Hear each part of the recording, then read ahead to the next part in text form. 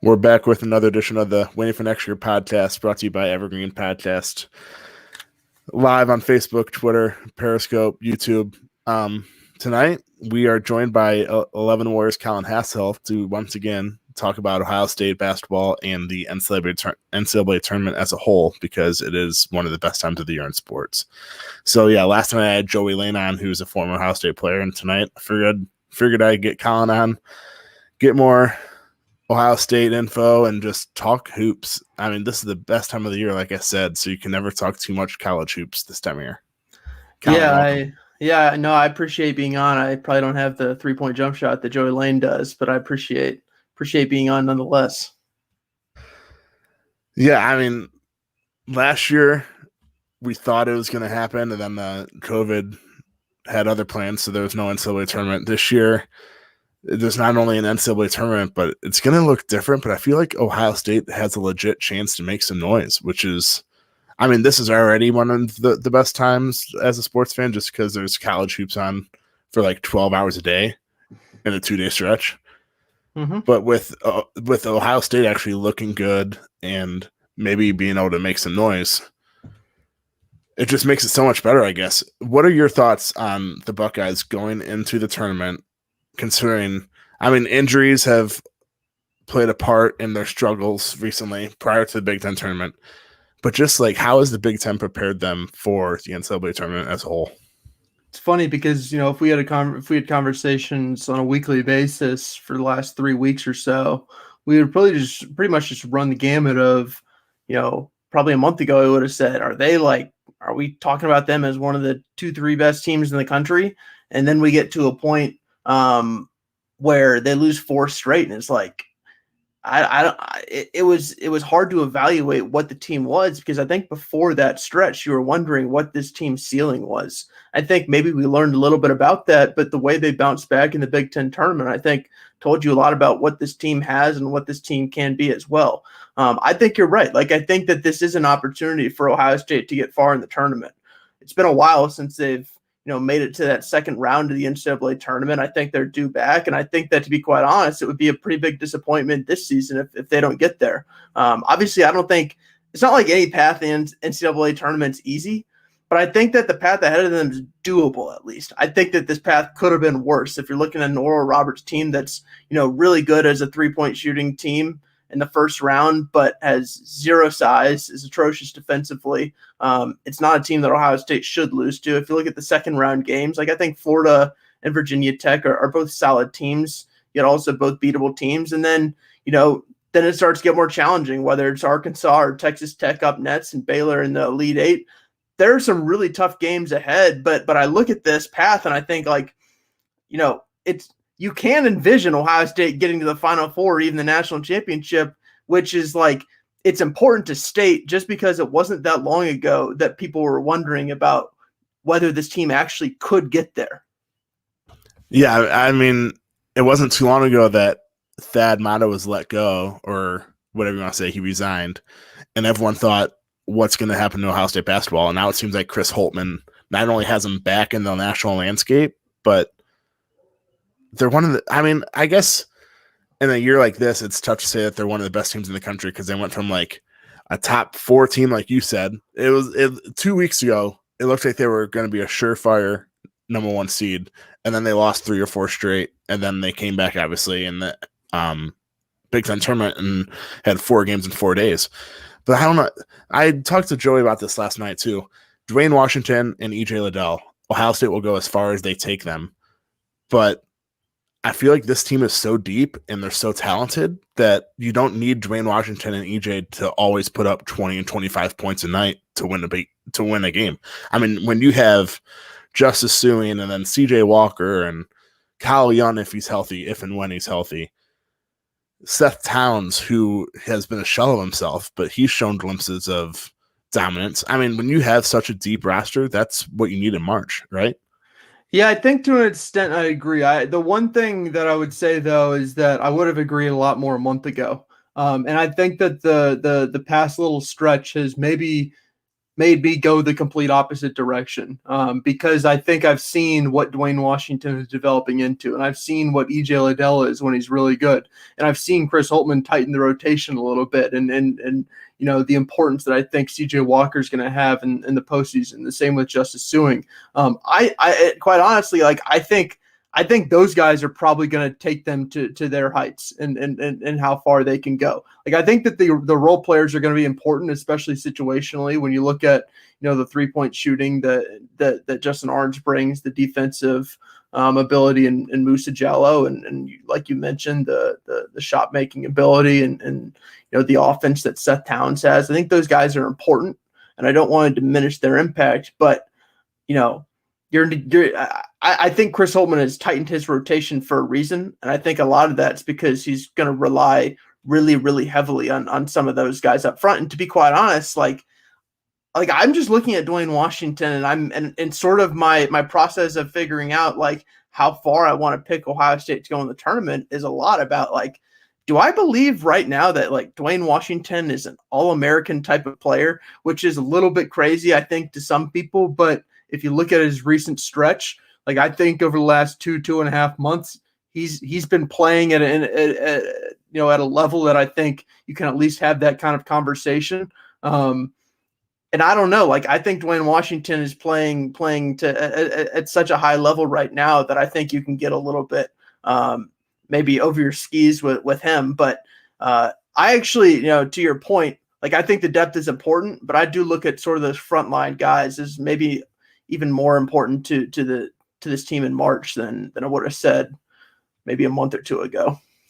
Yeah, I get what you're saying. I mean, Dwayne Washington might have the most, oh, no, don't shoot that shots, and then it goes in.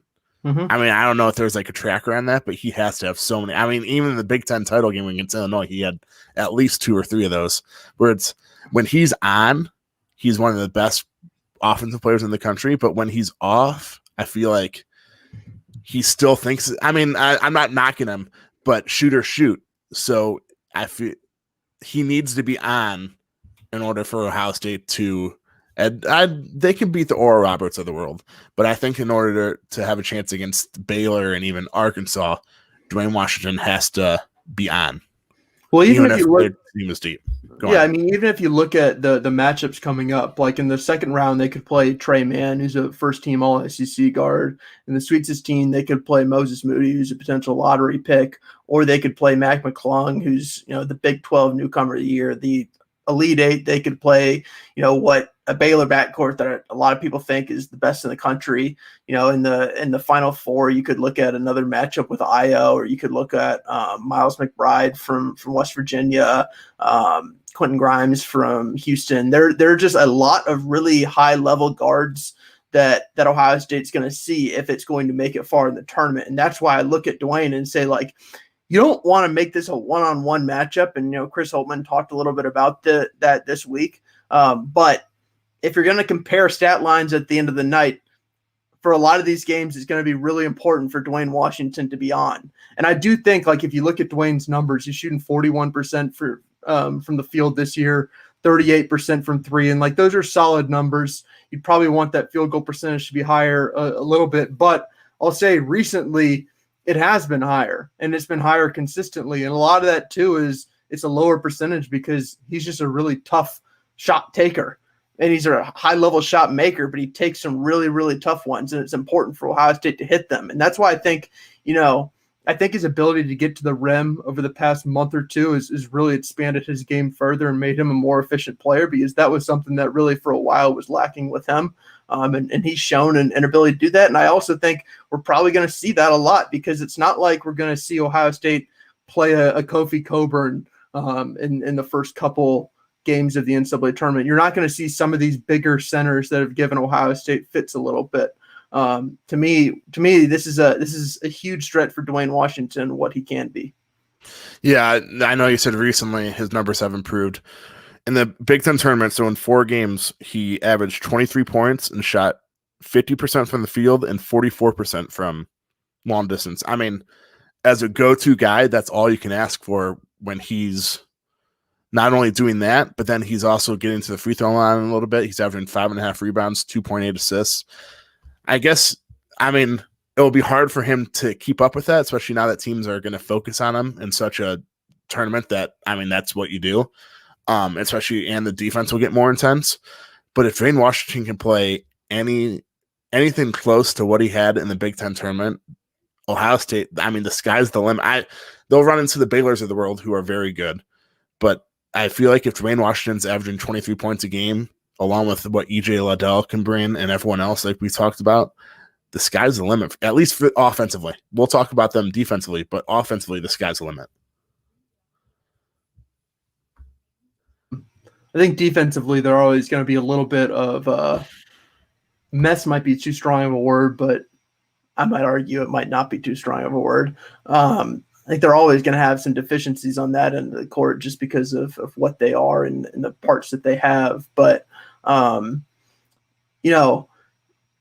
I think when I evaluate like what this team can be defensively, I'm interested to see what it will be like when they don't have one of those guys in the low block that they're going to have to double all the time. Because I think that's just one of the issues with them defensively is they don't have a guy that you can just put on a 6'11", 255-pounder who's going to back you down and feel comfortable. You have to throw double teams. You have to move guys around. And that obviously is, I think, a little bit even more of a struggle when you look around and think like, those wing perimeter defenders, those guards at Ohio State, they're not exactly the greatest defenders in and of themselves. So I think not having that guy, especially early in the tournament, I think that's going to be helpful for this defense. Yeah, speaking of defense, and it's obvious that Ohio State's undersized. Even with or without Kyle Young, they're super undersized. But that said, in the Big Ten this year, they've had to deal with Michigan, Purdue, Iowa, Iowa and Illinois. Those are the four. I was missing those four. How has that experience? I mean, they've had a double team in the post, which obviously hurts the guards. But how has that experience all season long in such a gauntlet of a Big Ten schedule prepared them for? I mean, if you think about it, anything that they see in the NCAA tournament, they've seen already this season. Yeah, I think it's probably given them a lot of experience of like the holy crap. I hope we don't see that in the tournament 4 games in a row, and I'm glad that we won't see that. I think that there's probably that feeling, maybe more so than there is learning things. I mean, at the end of the day, I think what we've learned is that they don't have a great answer for that. I'm not sure there's a ton of learning that can be done when you don't have a great answer for that. Like, I think that then it just becomes like, I hope that we minimize the amount of opportunities that we have to go against that. Now, the other end of the court, I think, is interesting because, Ohio State has done a pretty good job to take advantage matchup-wise on some of those bigger, slower moving centers. And specifically, you look at a guy like, EJ Liddell or Kyle Young, who have been able to extend the range of their shots and launch from 3 and become more threatening from deep. And I think that was a big question for the first month or two of the season was, it didn't seem like they were going to have that ability. And maybe that would have limited the offense if they weren't able to. But, I think that expansion of their game has been important. I'll be interested to see what they do offensively to counteract the fact that some of these teams, especially early, they don't have that plotting center. They just don't. It'll be interesting to me to see how they address that and how that changes the way that they attack teams, because they've been really, really good offensively. And a lot of that has come against, a 6'11", 255-pound guy that's not exactly going to love chasing EJ Liddell or Kyle Young out to the 3-point line. Yeah, and with that, I mean, Ohio State all year in the Big Ten, you've literally seen on both ends of the floor all you can see, whether it's a big guy on offense that's dominant, whether it's a big guy in the or down low on defense, whether it's a fast team like Iowa that likes to get out and run, or a slow team like Wisconsin that likes to slow it down a little bit. Ohio State, you can argue that Ohio State has literally seen everything that they can possibly see in the NCAA tournament. Plus, I mean, Illinois is number 1 seed, but they have the guards, they have the big guys. So how does that prepare them for an NCAA tournament when they've already gotten all this experience? I guess you've already touched on this, but they've already gotten so much experience against every type of basketball you can possibly have. Yeah, I think it's important. I mean, a lot of these guys, I think it's probably notable that like these guys haven't ever played an NCAA tournament together, really. Again, it's funny, like Musa Jallow is basically the most experienced guy that they have in an NCAA tournament. And, matchup dependent, he could just play like 3 minutes on a given night. He might play 25 minutes on the next night, but he's obviously an inconsistent minutes guy. And then I think that the other aspect is, it's not like even beyond the NCAA tournament, it's not like these guys, even last season, were playing this kind of style, we're playing this way. So, a full season without any COVID pauses. I don't think that you can really dismiss that, especially since a lot of teams haven't been quite so fortunate to get this many games in. Yeah, and speaking of COVID, I mean, in an NCAA tournament where if I know a couple of teams have already had a player or two with COVID and they're out 2 games, so not only is Ohio State trying to beat teams, but they're also trying to obviously stay away from COVID, because if they lose even one key player, that's a huge loss. But I know you have to get on the radio soon, so I'll let you go here soon. Last question. The X factor. I know Dwayne Washington, he does what he does. EJ Liddell brings so much offensively, both in the post and with his 3-point shot that he has suddenly found since midseason. Anyone not named Dwayne Washington and EJ Liddell, who's the X factor if Ohio State wants to go far in this tournament? Yeah, I think, some people might say CJ Walker. I don't think it's CJ Walker, because I feel like CJ Walker is just a legitimately good player who is the classic guy who he's going to make the right plays. He's going to do the right thing. He's not going to put up 25 in a game, but, he's going to make smart plays for the majority of the time he's out there and control the game. And I think that that's a really important thing to have in March. I might say a Justice Silling, because I think that, he's been underrated a little bit in his ability to score. Like, I think you might have looked up in the middle of the Illinois game and said, wait, he has this many points, or he's taking this many shots. And also, like, to be quite honest, like, we've seen him make some important mistakes at some important times.